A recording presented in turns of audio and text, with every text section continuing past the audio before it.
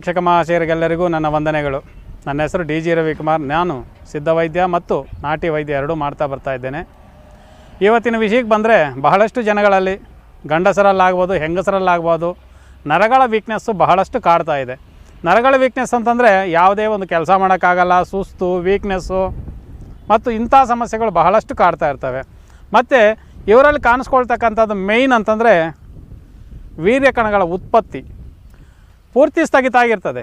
ಅಂಥವರಿಗೆ ನಾನು ಇವತ್ತು ಒಂದು ಅದ್ಭುತವಾದ ಗಿಡ ಒಂದು ತೋರಿಸ್ತೀನಿ. ಆ ಗಿಡ ಪ್ರತಿಯೊಬ್ಬರು ನಿಮಗೆ ನೀವಾಗಿ ಮಾಡ್ಕೊಳ್ಳಿ. ನಿಮ್ಮ ಹೊಲಗಳಾಗ, ಬೇಲಿಗಳಾಗ ಎಲ್ಲ ಕಡೆ ಗಿಡಗಳು ಸಿಗ್ತವೆ. ಈ ಗಿಡಗಳನ್ನ ಆದಷ್ಟು ನೀವು ಬೆಳೆಸೋದಕ್ಕೆ ಪ್ರಯತ್ನ ಮಾಡಿ. ನೋಡಿ, ನಾನು ಬೀಜಗಳು ತೋರಿಸಿದ್ದೀನಿ ಯಾವ ರೀತಿ ಇರ್ತವೆ ಅಂಥೇಳಿ. ಆ ಬೀಜಗಳನ್ನ ತಗೊಂಡೋಗಿ ನರ್ಸರಿಗೆ ಕೊಟ್ಟು ನೀವು ನಿಮ್ಮ ತೋಟಗಳ ಹತ್ರ ಬಹಳಷ್ಟು ಬೆಳೆ ಬೆಳಿತೀರ. ಆದರೆ ಇದನ್ನು ಒಂದು ಸೈಡಾಗಿ ಬಿಟ್ಕೊಳ್ಳಿ. ಕಾರಣ ಏನಂದರೆ ನಿಮ್ಮ ಆರೋಗ್ಯಕ್ಕೆ ಅನುಕೂಲವಾಗಲಿ ಅಂತ.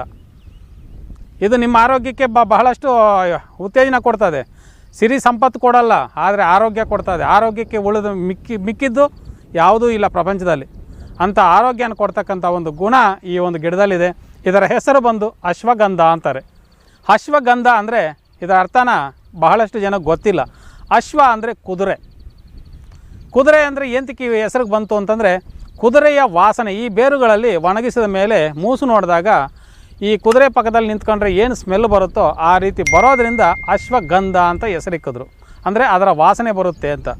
ಈ ಒಂದು ಬಹಳಷ್ಟು ಮೂಲಿಕೆ, ಈ ಮೂಲಿಕೆ ಬಂದು ಕುದುರೆಯಷ್ಟೇ ತಾಕತ್ತು ಕೊಡ್ತಕ್ಕಂಥ ಗುಣ ಈ ಒಂದು ಮೂಲಿಕೆಯಲ್ಲಿರೋದ್ರಿಂದ ಅದಕ್ಕೆ ಅಶ್ವಗಂಧ ಅಂತ ಕರೆದಿದ್ದಾರೆ. ಈ ಒಂದು ಗಿಡನ ಯಾವ ರೀತಿ ಬಳಸ್ಕೋಬೇಕು ಅನ್ನೋದನ್ನು ನಾನಿವತ್ತು ತಿಳಿಸ್ತೀನಿ. ನಿಮ್ಮ ಹೊಲಗಳಾಗಿ ಬೆಳೆಸ್ಕೊಳ್ಳಿ. ಬೆಳೆಸ್ಕೊಂಡ್ರೆ ಇದರ ಬೇರುಗಳು ಬಹಳಷ್ಟು ಉದ್ದಕ್ಕೆ ಹೋಗ್ತಾ ಇರ್ತದೆ. ಭೂಮಿ ಒಳಕ್ಕೆ ಹೋಗ್ತದೆ, ಸೈಡ್ಗಳಿಗೆ ಹೋಗ್ತದೆ, ಬಹಳಷ್ಟು ಬೆಳೀತಾ ಹೋಗ್ತದೆ. ಈ ಬೇರುಗಳನ್ನ ಸಂಪೂರ್ಣವಾಗಿ ನೀವು ತಗೊಂಡು ಪುಡಿ ಮಾಡ್ಕೊಳ್ಳಿ, ಒಣಗಿಸ್ಕೊಂಡು ಪುಡಿ ಮಾಡ್ಕೊಳ್ಳಿ. ಪುಡಿ ಮಾಡಿಕೊಂಡು ಪ್ರತಿನಿತ್ಯ ಹಾಲಲ್ಲಿ, ಇದರ ಜೊತೆಗೆ ಬೇಕಾದರೆ ನೀವು ಕಪಿಕಚ್ಚು ಇದೆ, ಶತಾವರಿ ಇದೆ, ಮತ್ತು ಇದು ತಾಲೀಮ್ ಮಕಾನ್ ಬೀಜ ಅಂತ ಸಿಗುತ್ತೆ, ನೆಗ್ಗಿಲು ಸಿಗುತ್ತೆ, ಆನೆ ನೆಗ್ಗಿಲು ಅಂತ ಭಾಳಷ್ಟು ಗಿಡಮೂಲಿಕೆಗಳು. ಇವೆಲ್ಲ ಬಲಕ್ಕೆ ಸಂಬಂಧಪಟ್ಟಿರ್ತಕ್ಕಂಥ ಗಿಡಗಳು. ಇಂಥ ಗಿಡಗಳನ್ನ ನೀವು ಆದಷ್ಟು ಶೇಖರಣೆ ಮಾಡಿಕೊಂಡು ಇದರ ಜೊತೆಗೆ ಇದು 2 ಭಾಗ ಆದರೆ ಅವೆಲ್ಲ ಸೇರಿ 1 ಭಾಗ ತಗೊಂಡು ಇದನ್ನು ಬಳಸ್ತಾ ಬನ್ನಿ.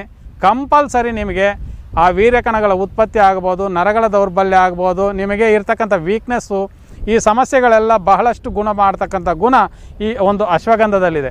ಇದನ್ನು ಕನ್ನಡದಲ್ಲಿ ಹಿರೇಮದ್ದಿನ ಗಿಡ ಅಂತಲೂ ಕರೀತಾರೆ.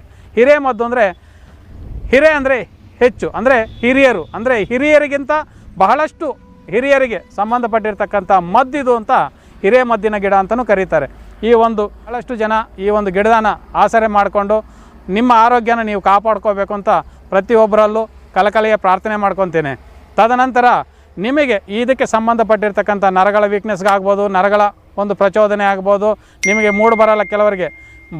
ಕೆಲವರು ಏನು ಮಾಡ್ತಾರೆ ಅಂದರೆ, ಶೃಂಗಾರದಲ್ಲಿ ಪಾಲ್ಗೊಳ್ಳೋ ಟೈಮ್ ಕರೆಕ್ಟಾಗಿ ನಮಗೆ ಮೂಡೇ ಬರೋಲ್ಲ ಸಾರ್ ಅಂತಾರೆ. ಅಕಸ್ಮಾತ್ ಮೂಡು ಬಂದರೂ ಅದು ಅಂಗ ಸರಿಯಾಗಿ ಕೆಲಸ ಮಾಡ್ತಾಯಿಲ್ಲ ಸಾರ್ ಅಂತಾರೆ, ಮೆತ್ತಗಾಗೋಗ್ಬಿಡ್ತದೆ ಅಂತಾರೆ. ಇಂಥ ಸಮಸ್ಯೆಗಳು ಬಹಳಷ್ಟು ಜನಗಳಲ್ಲಿ ಕಾಡ್ತಾ ಇರ್ತದೆ. ಅಂಥವರು ನಿಮಗೇನಾದರೂ ಅಂಥ ಬಹಳಷ್ಟು ದೊಡ್ಡದಾಗಿ ಏನಾದರೂ ಸಮಸ್ಯೆಗಳಿದ್ದರೆ ನಮಗೆ ಕಾಲ್ ಮಾಡಿದ್ರೆ, ನಮ್ಮಲ್ಲಿ ಮದನಕಾಮೇಶ್ವರಿ ಅಂತೇಳಿ ಒಂದು ಕೋರ್ಸ್ ಇದೆ. ಅದು 3 ರಿಂದ 4 ತಿಂಗಳು ತಗೊಂಡ್ರೆ ನಿಮ್ಗೆ ಎಂಥ ಸಮಸ್ಯೆಗಳಿದ್ದರೂ, ನರಗಳ ವೀಕ್ನೆಸ್ಸು, ಪ್ರತಿಯೊಂದು ಸಮಸ್ಯೆ ಏನೇ ಇರಲಿ ಆ ಒಂದು ಪರಿಷ್ಕಾರನ ನಾನು ನಿಮ್ಗೆ ಸರಿ ಮಾಡ್ತೀನಿ ಅಂತೇಳಿ ಪ್ರತಿಯೊಬ್ಬರಲ್ಲೂ ವಿನಂತಿಸ್ಕೊಳ್ತಾ, ಬಹಳಷ್ಟು ಜನ ಹೇಳೋದು ಒಂದೇ ಮಾತು, ಇದು ನಿಮಗೆ ಸಿಕ್ಕರೆ ನಿಮ್ಗೆ ನೀವಾಗಿ ಮಾಡ್ಕೊಳ್ಳಿ. ಇದರ ವಿವರಣೆಯನ್ನು ಮತ್ತೆ ಫೋನ್ ಮಾಡಿ ಕೇಳೋಕೆ ಹೋಗಬೇಡಿ. ನಿಮಗೆ ಔಷಧಿಗಳು ಬೇಕಾದರೆ ಮಾತ್ರ ನಮಗೆ ಕಾಲ್ ಮಾಡಿ ನಮ್ಮನ್ನು ಸಂಪರ್ಕ ಮಾಡಿದ್ರೆ ನಾವು ಈ ಔಷಧಿಗಳನ್ನ ತಲುಪಿಸ್ತೇವೆ.